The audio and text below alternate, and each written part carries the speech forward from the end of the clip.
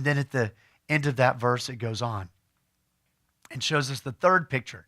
He says, not only did he rescue you, but then he did something else that's the second part of that picture.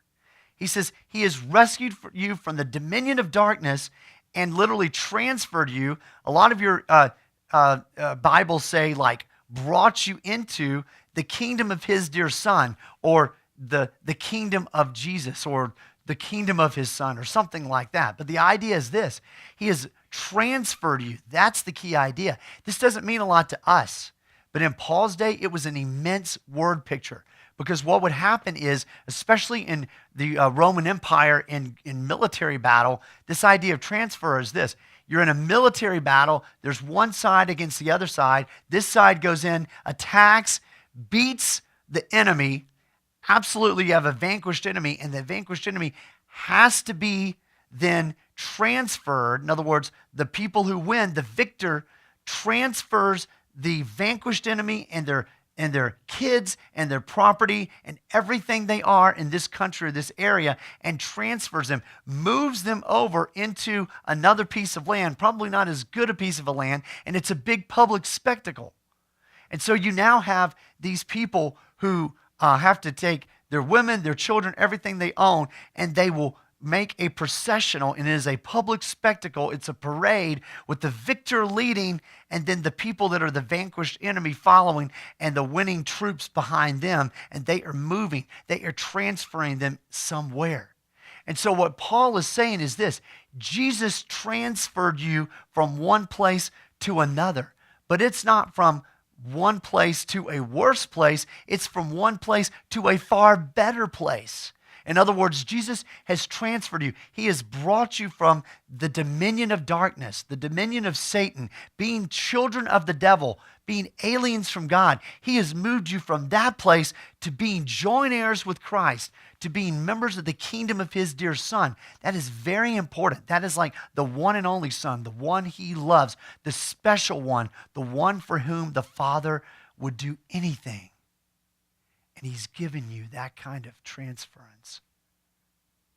And then lastly, he says, not only did he qualify you, not only did he take you and rescue you and transfer you, but he goes, lastly, I want you to know this, and this is a phenomenal word picture. In whom we have redemption, the forgiveness of sins. Now, the word redeemed here literally means to buy back.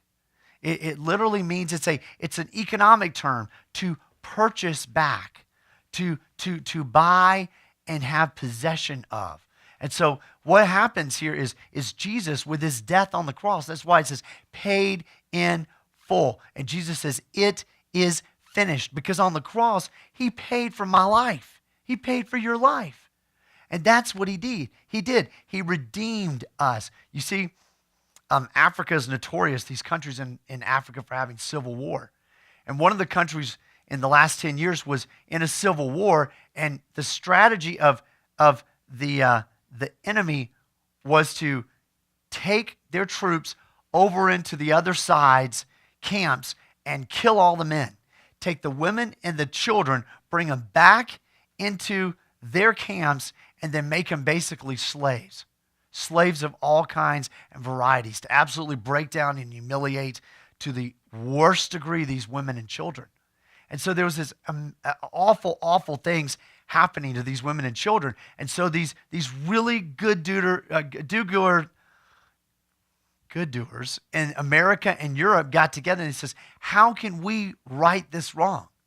So they went, and in the dark of night, went to the enemy combatants' place, and they says, listen, we want to buy some of these women and children. And we're not going to get into your civil war, but we want to buy these women and children. What will it take?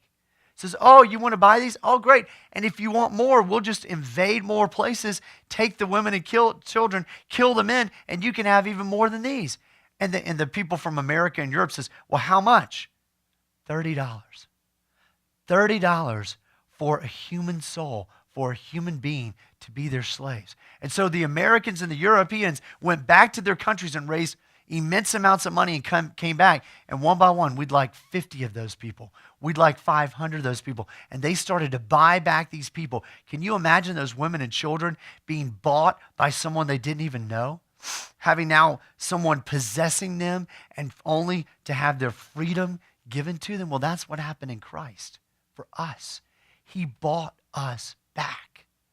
And that's the word picture here.